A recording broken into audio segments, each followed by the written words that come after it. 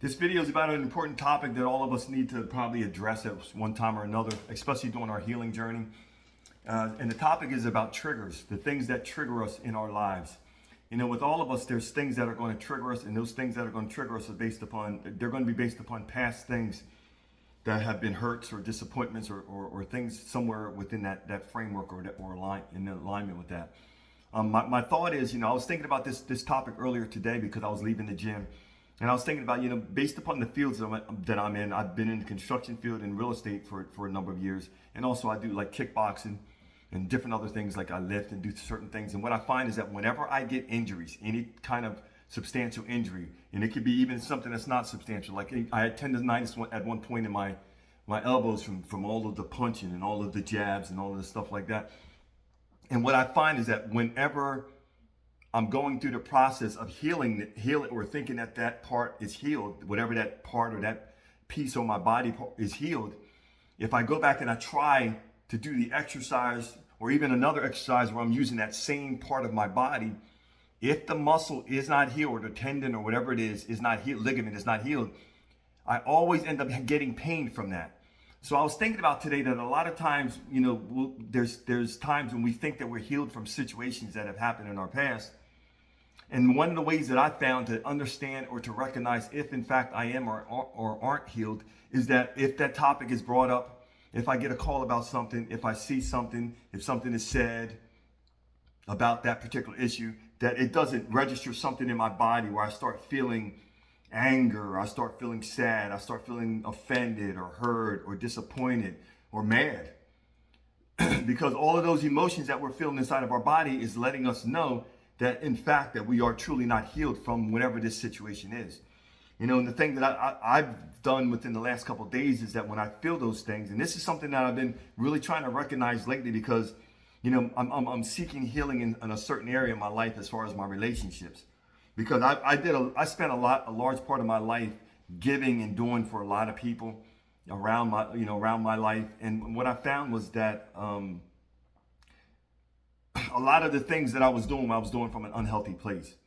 I was doing from a pure place, but it was still an unhealthy place. And it was unhealthy because, it wasn't being reciprocated back in the same measure that I was giving. And see, what happens is a lot of times when we're giving and we're doing for people, and we're doing it from a pure place and, we're expecting that maybe we'll get some kind of a behavior that's going to reciprocate and show that they appreciate it. And we don't get that, then we get offended. We get hurt based upon that. And a lot of times what I find is that, it's a personal setup. It's like I'm setting, I've set myself up for this particular thing to happen because the person has already shown me over a period of time, over years, over months, that they're not really appreciative of the things that are being done. And it's not anything personal against them. It's more so showing us where we are.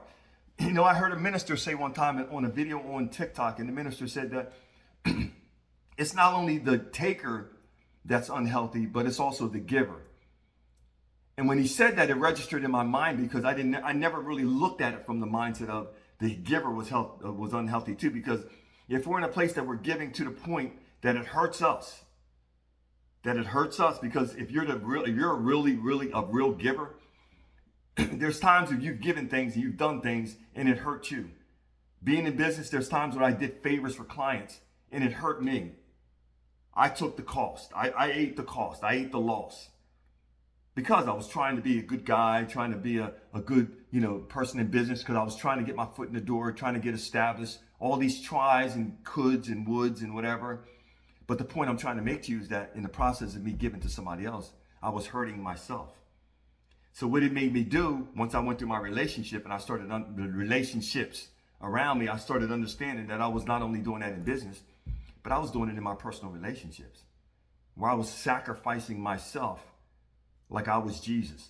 I was sacrificing myself for other people. In the process of sacrificing myself, the people that I was doing it for, they didn't really value it. It didn't really matter to them.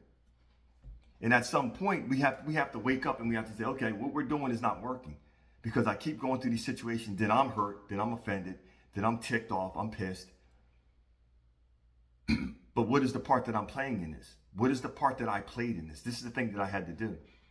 And when we sit back and we can really analyze what happens or what is happening, then we can understand, if in fact that we are in that process of going through the healing journey, or if we're not.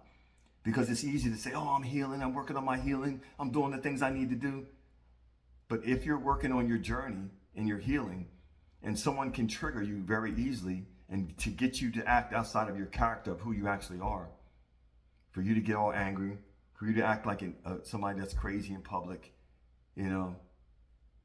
are you, and we all have weaknesses. We all have times of maybe that a stressful moment where we could act that way. But I'm saying overall, we have to actually examine and look at, okay, am I really healed from this particular situation? Because if we're really healed, and that's why I use the example to start this, when I have injuries, when I'm really healed from that injury, no matter how many punches I throw, after the healing takes place, I don't have any pain. So we have to go through the process of understanding that we have a wound. The wound is cut, it's a cut or something that's open, a part of our body or a part on us is open. The wound is open. As long as the wound is open, we have to allow the wound to get to the place where it's a scar. Because by the time we scar over, all of us pretty much know that you can punch it, you can hit it, you can do whatever you want. But as long as it's scarred over, that means that we're healed. The powerful thing about the scar is going to constantly show us as a constant reminder of the things that we've gone through and also the healing process that we did to get to where we've gotten. And that we're no longer the same. That's why the scar is so important. But one of the challenges that happens is if we never let it actually heal, then we're stuck in a place of constant pain. Constant pain. And change doesn't happen until we get to the point where we say, you know what? I no longer want to feel this pain. I want to cast all of my cares upon the Creator, the Most High, because I know that there's a source that's greater than me that cares, that I can cast any worry or any complaint or any care. And in the process of casting that care, I'm going to be freeing myself, freeing my heart, freeing my mind, freeing that energy out of my body.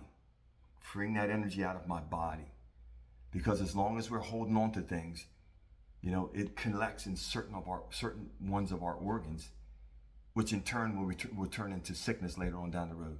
That's my thought for today. Subscribe, like the video, hit the bell. Like I always say, I believe in you. You got to believe in yourself. Arnold Alston. Thanks a lot. Talk to you soon.